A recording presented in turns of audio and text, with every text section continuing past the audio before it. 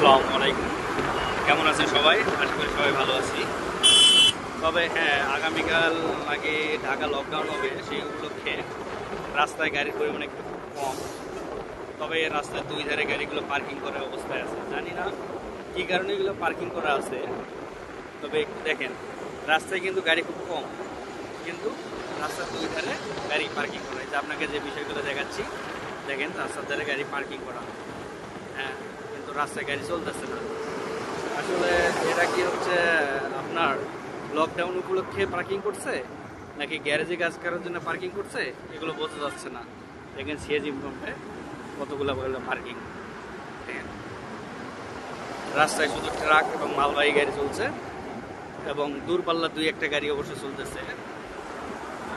কিন্তু ঢাকার যে লোকাল গাড়িগুলো, এগুলো খুবই কম এবং রেয়ার বলতেই চলে।